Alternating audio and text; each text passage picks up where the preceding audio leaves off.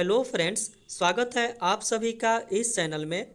Friends, आज हम लोग डिस्कस करेंगे क्लास 10th साइंस का चैप्टर नंबर 2, जिसका नाम है अम्ल, क्षार और लवण। इसे इंग्लिश में बोलेंगे एसिड, बेस एंड सॉल्ट। तो अगर हम लोग इस चैप्टर के बारे में अगर बात करते हैं तो यह जो चैप्टर है काफ़ी ज़्यादा इजी चैप्टर है। और दैनिक जीवन में हम लोग बहुत सारे ऐसे चीज़ों का यूज़ करते हैं जो इस चैप्टर में पढ़ेंगे, जानेंगे और कुछ नए नए चीज़ को समझने का प्रयास भी करेंगे। और यह जो चैप्टर है एग्ज़ाम के पॉइंट ऑफ व्यू से काफ़ी ज़्यादा इम्पॉर्टेंट है, क्योंकि यहाँ से बोर्ड एग्ज़ाम में क्वेश्चन पूछे जाते हैं। तो दोस्तों, अगर इस चैप्टर से रिलेटेड आपको किसी भी प्रकार का प्रॉब्लम होता है या किसी भी प्रकार का डाउट होता है तो आप कमेंट करके अपना डाउट को पूछ सकते हैं। तो आइए सबसे पहले हम लोग डिस्कस करेंगे अम्ल के बारे में। अम्ल को इंग्लिश में बोला जाता है एसिड। एसिड जो शब्द है वह लैटिन भाषा से लिया गया है, जिसका अर्थ होता है खट्टा, यानी कि सोअर। अम्ल का और भी बहुत सारे गुण होता है, जैसा कि हम लोग बोल सकते हैं कि अम्ल जो होता है वह स्वाद में खट्टा होता है, यानी कि किसी प्रकार का अम्ल होगा उसका स्वाद जो होगा खट्टा होगा। दूसरी बात बोल सकते हैं, अम्ल जो होता है वह नीले लिटमस पत्र को लाल में बदल देता है। आगे हम लोग पढ़ेंगे कि लिटमस पत्र क्या होता है, कितने प्रकार का होता है और इसका प्रभाव किस प्रकार का होता है। तीसरी बात अगर हम लोग करते हैं तो अम्ल का जो जलीय विलयन होता है वह H+ आयन देता है। इसका मतलब ये होता है कि जब अम्ल को जल में घोला जाता है तो वह H+ आयन में टूट जाता है, यानी कि H+ आयन वह देता है। आइए देखते हैं अम्ल कितने प्रकार के हो सकते हैं। तो पहली बात कि अम्ल का जब जलीय विलयन कराते हैं तो H+ आयन देता है। उसी के आधार पे अम्ल को दो प्रकार से हम लोग बांट सकते हैं। पहला बांट सकते हैं प्रबल अम्ल। प्रबल का मतलब होता है जब अम्ल को जल में घोला जाता है तो H+ आयन की जो संख्या होगा वह बहुत ज़्यादा होगा, यानी कि जिस विलयन में अधिक संख्या में H+ आयन उत्पन्न करे तो वैसे जो अम्ल होगा उसको प्रबल अम्ल बोलेंगे। प्रबल अम्ल या फिर इसको बोलेंगे सबल अम्ल। जैसे कि बोल सकते हैं HCl, हाइड्रोक्लोरिक अम्ल। हाइड्रोक्लोरिक अम्ल जो होता है जब इसको जल में घोला जाता है तो H+ आयन की जो संख्या होता है वह बहुत ज़्यादा होता है। दूसरा हम लोग बोल सकते हैं H2SO4, यानी कि सल्फ्यूरिक अम्ल। तीसरा बोल सकते हैं HNO3, यानी कि नाइट्रिक अम्ल। यह तीनों जो अम्ल होता है काफ़ी ज़्यादा मजबूत होता है, इसलिए इसको स्ट्रॉन्ग एसिड के नाम से जाना जाता है। और दूसरे अम्ल के बारे में अगर बात करते हैं तो वह है दुर्बल अम्ल, या फिर इसको बोलते हैं निर्बल अम्ल। यह जो होता है प्रबल अम्ल का जस्ट उल्टा होता है, यानी कि हम लोग बोल सकते हैं कि वैसे अम्ल जिसका जलीय विलयन H+ आयन कम देता हो, यानी कि प्रबल अम्ल की अपेक्षा H+ आयन जो देगा वह कम देगा। यहाँ पे लिखा हुआ भी है, जबकि कम H+ आयन उत्पन्न करने वाले जो अम्ल होते हैं उसको दुर्बल अम्ल कहते हैं। जैसे कि बोल सकते हैं CH3COOH, यानी कि एसिटिक अम्ल। एसिटिक अम्ल जो होता है एक प्रकार का दुर्बल अम्ल है, इसलिए है क्योंकि इसका जो जलीय विलयन होता है बहुत कम H+ आयन देता है। और भी एग्जाम्पल बोल सकते हैं लैक्टिक अम्ल और ऑक्जेलिक अम्ल, कुछ और भी बहुत सारे एग्जाम्पल हो सकते हैं।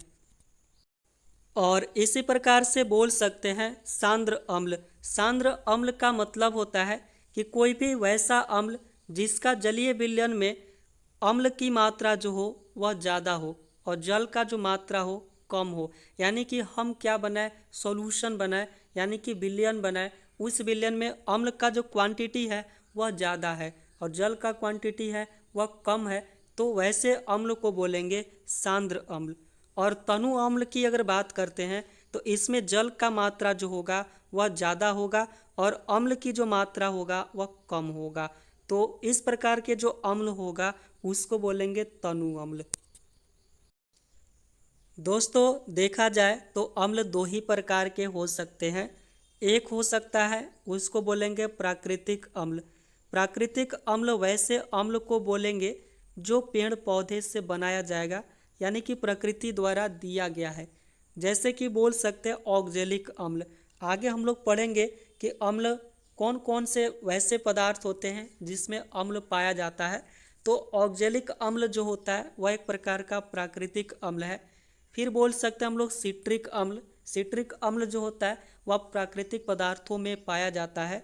और दूसरा जो प्रकार के बारे में अगर बात करते हैं तो वह हो सकता है खनिज अम्ल। खनिज अम्ल का मतलब होता है कि वैसे अम्ल जो अकार्बनिक पदार्थों से बनाया जाता हो। अकार्बनिक का मतलब होता है जिसमें कार्बन नहीं है, यानी कि कार्बन रहित जो पदार्थ होते हैं, कार्बन रहित जो तत्व होते हैं, उससे यह अम्ल बनाया जाता है। उदाहरण की बात करते हैं तो वह हो सकता है HCl, यानी कि हाइड्रोक्लोरिक अम्ल। और क्या हो सकता है H2SO4, यानी कि सल्फ्यूरिक अम्ल। और क्या हो सकता है HNO3, यानी कि नाइट्रिक अम्ल। ठीक है, तो अम्ल जो हो सकता है वह दो प्रकार के हो सकता है, प्राकृतिक अम्ल और खनिज अम्ल। और आगे बढ़ते हैं और अगला जो टॉपिक है वह है क्षार, या फिर इसको बोलते हैं भस्म, इंग्लिश में बोलते हैं बेस।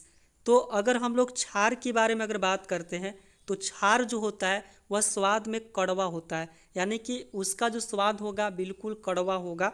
और यह जो होता है लाल लिटमस पत्र को नीला में बदल देता है। तीसरा बात अगर करते हैं, अगर कोई भी क्षार को जल में जब घोलते हैं तो वह OH माइनस आयन देता है। OH माइनस यानी कि हाइड्रोक्सी आयन यह प्रदान करता है जब इसको जल में घोला जाता है। एक और बात होता है, जब क्षार को हाथों पर रगड़ा जाता है तो साबुन जैसा चिकना महसूस होगा।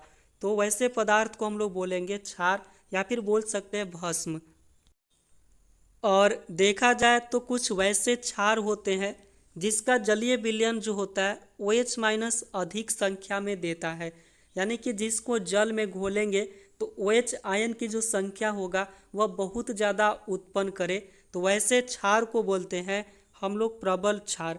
प्रबल क्षार में कौन कौन से आ सकते हैं, वह आ सकता है NaOH। NaOH का मतलब होता है सोडियम हाइड्रोक्साइड। फिर आ सकता है पोटासियम हाइड्रोक्साइड। फिर आ सकता है CaOH का होल ट्वाइस, यानी कि कैल्शियम हाइड्रोक्साइड।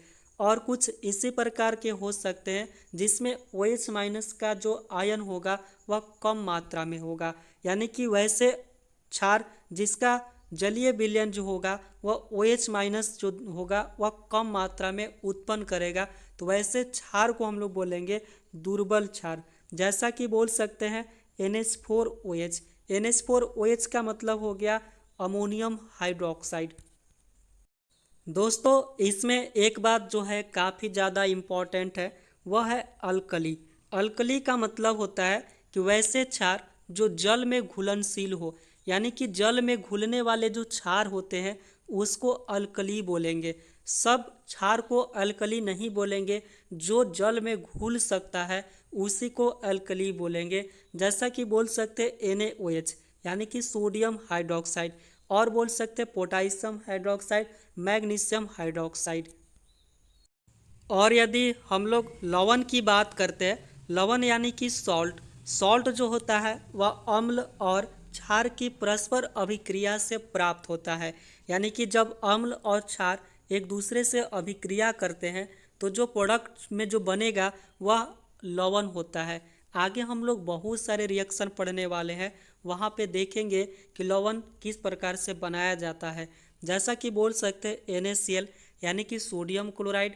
और क्या बोल सकते हैं पोटासियम क्लोराइड।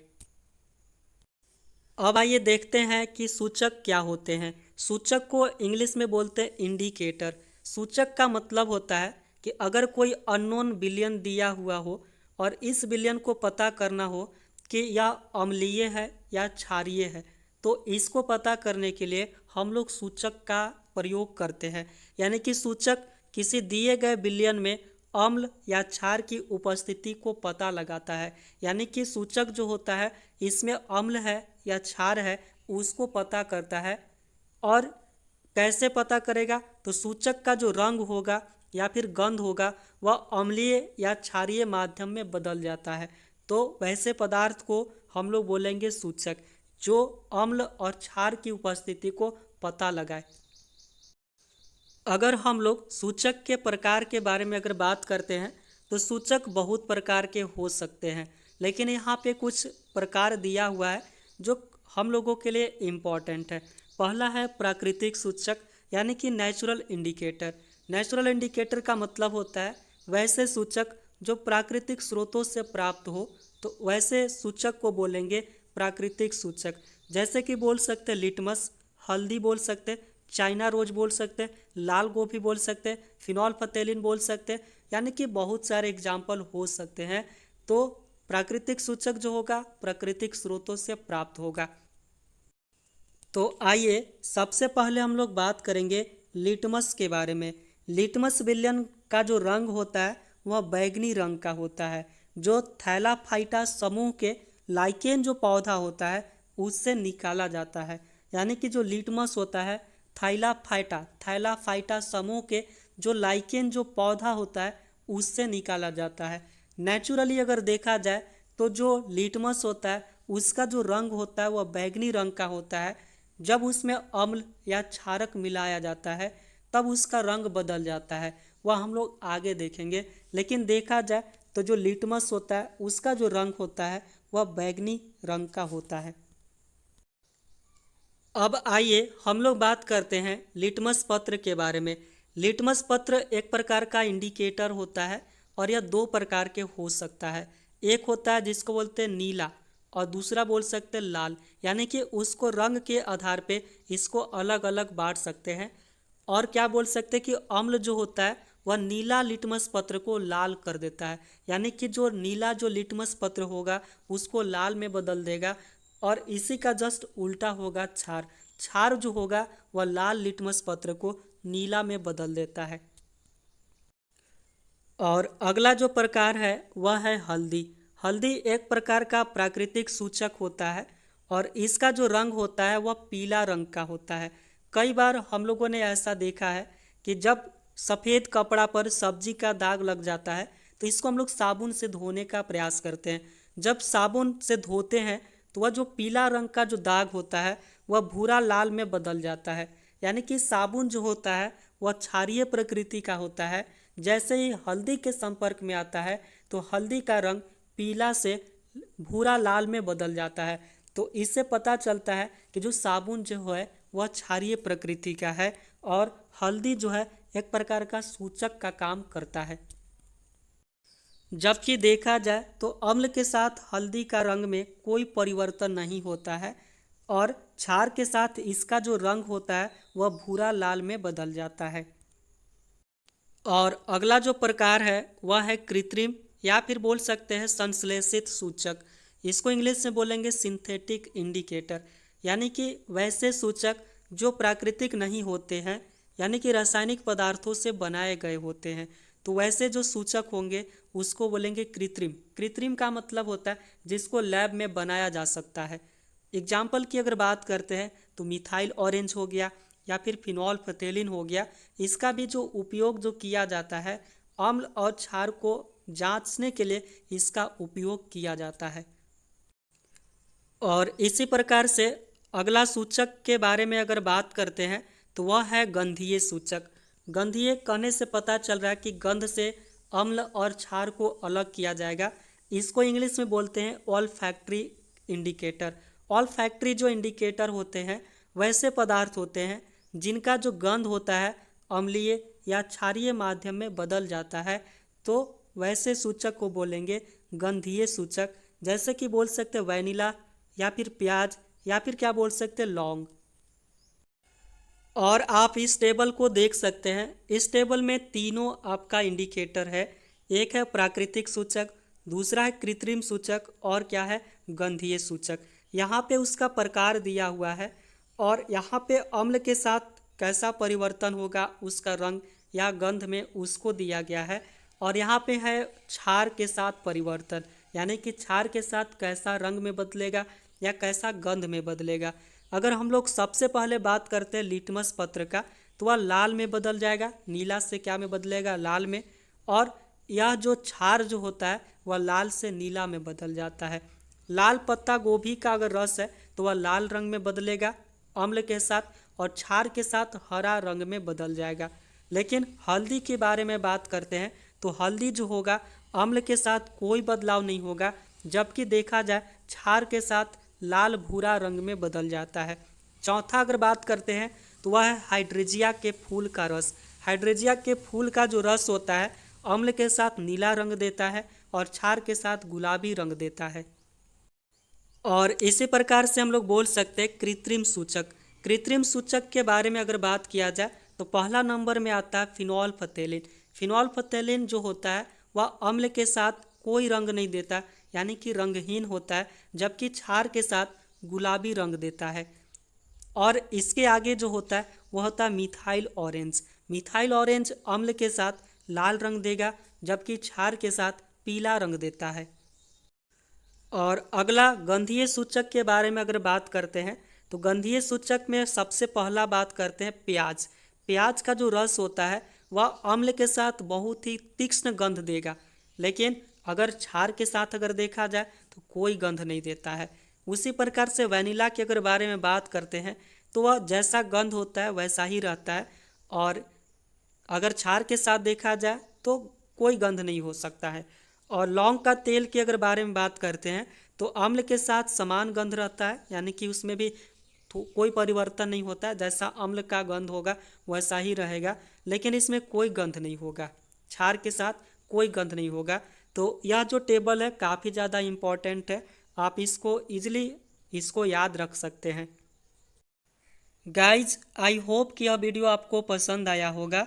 वीडियो पसंद आता है तो वीडियो को लाइक किया कीजिए, चैनल को सब्सक्राइब कर दिया कीजिए और अपने दोस्तों के साथ इस वीडियो को ज़्यादा से ज़्यादा शेयर कर दिया कीजिए। और अगला वीडियो में हम लोग डिस्कस करने वाले हैं अम्ल और क्षार का रासायनिक गुण, और इसके साथ साथ इसके भौतिक गुण के बारे में भी डिस्कस करेंगे। तो अगला वीडियो काफ़ी ज़्यादा इम्पॉर्टेंट होने वाला है, तो बने रहिएगा वीडियो में और मिलते हैं नेक्स्ट वीडियो में। तब तक के लिए बाय।